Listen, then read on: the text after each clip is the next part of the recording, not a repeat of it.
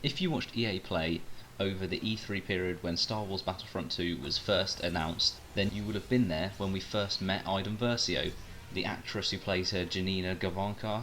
I hope I pronounced that fine. She came out in a little imperial dress, and she gave us something that we rarely saw that E3, and we rarely see at any E3, and that is she was a genuine human.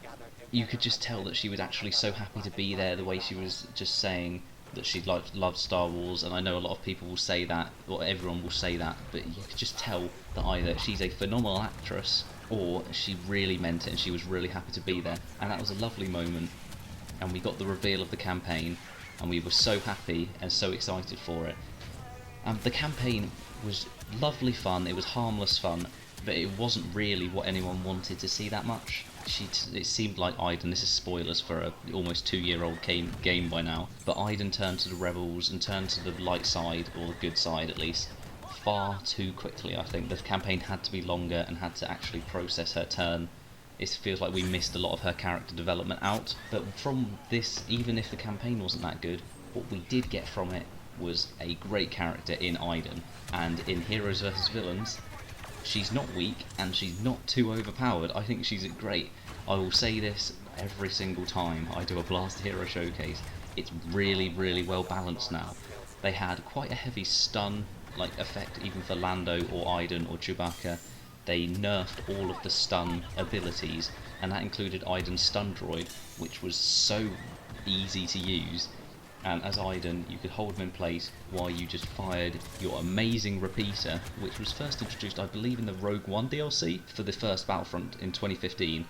And I didn't get that until quite a year after the game came out. They gave all DLCs away for free, and I just started playing with that gun all the time, and I was so happy to see it come back, and to see it as Iden's weapon with a really well-firing, exploding shot that does a heap of damage. You'll see in this.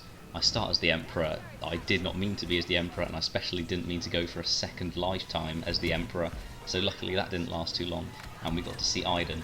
Her personal shield I rarely use. I guess it's more helpful in Galactic Assault and in an actual large game mode, because in Heroes vs Villains I really don't find it useful, and I never really had a reason to use the pulse cannon. I pull it out in this game, and it does alright, but I just never really consider using it when I've got the heavy repeater, which is really good from medium to close range, and then you can just lob what look kind of like grenades, more ion shots, from your repeater for a bit more range. I really do hope we see more of Iden in all of the Star Wars canon. Maybe when Battlefront 3 comes out, I know they'll probably focus on all of the Clone Wars stuff that still hasn't been added into the game. You'll have people like Mace Windu and Jango Fett being the covers, the main people that are focused on. But I really do hope we see some more of Iden in some sort of media. Maybe they'll add her in a TV series at some point.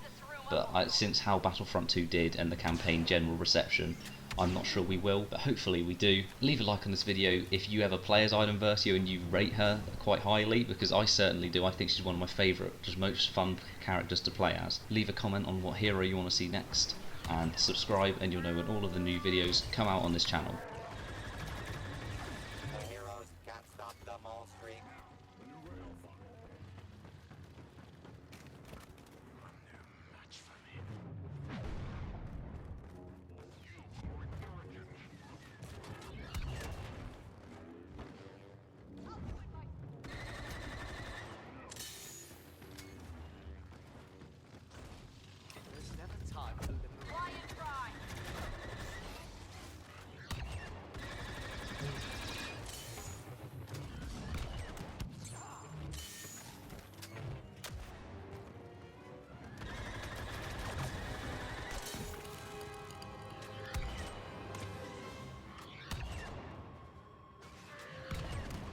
Raging Red is on a Kylo spree.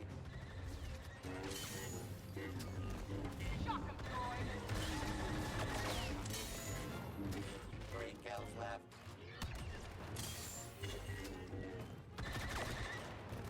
He managed in a hurry.